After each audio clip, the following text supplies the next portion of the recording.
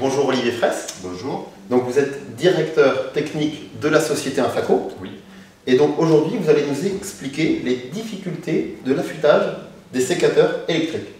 Oui, effectivement, lors des révisions annuelles effectuées en usine, on rencontre un nombre important de sécateurs avec un mauvais angle d'affûtage. Et un nombre important, c'est quoi? Alors c'est environ 5 sécateurs sur 10, dont la lame est moyennement, voire mal affûtée. Donc 5 utilisateurs sur 10 utilisent justement un sécateur mal affûté. Pas très bien affûté en tout cas, oui. Tout à fait. D'accord.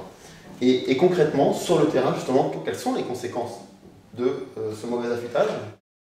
Alors pour bien comprendre, nous allons faire une coupe avec une lame bien affûtée et ensuite mal affûtée. Commençons par une lame qui a déjà travaillé avec un bon affûtage. Nous allons effectuer une coupe sur un bois dur de 28 mm.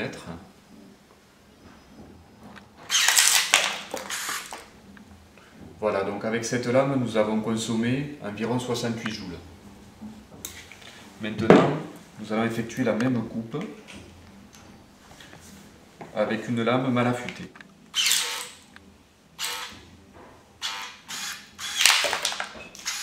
Voilà, donc avec cette lame, nous avons consommé environ 190 joules, c'est-à-dire presque 3 fois plus d'énergie.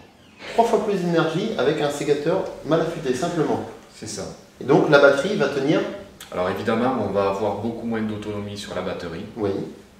On peut avoir un risque de casse sur l'appareil et on a même une fatigue plus importante de l'utilisateur. D'accord. Donc fatigue de l'opérateur, durée de vie moindre du sécateur, et il y a peut-être une solution simple à ça. Tout à fait.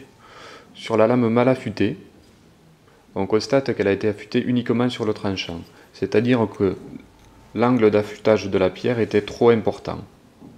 Donc au fur et à mesure des affûtages, la lame va devenir de plus en plus épaisse et moins pénétrante. Maintenant, sur la lame bien affûtée, on constate que les traces d'affûtage recouvrent la quasi-totalité de la lame. Cela veut dire que l'angle de la pierre était plus faible, comme ceci. Donc au fur et à mesure des affûtages, la lame va devenir de plus en plus fine et donc la pénétration sera optimisée. Alors cet affûtage peut se révéler un petit peu fastidieux avec une pierre. C'est pour ça que nous avons développé une petite affûteuse électrique qui va vous permettre d'effectuer un bon affûtage sur le terrain en un minimum de temps. Alors on change une lame lorsqu'elle ne recouvre plus suffisamment la contre-lame et va laisser des écorces à la fin d'une coupe.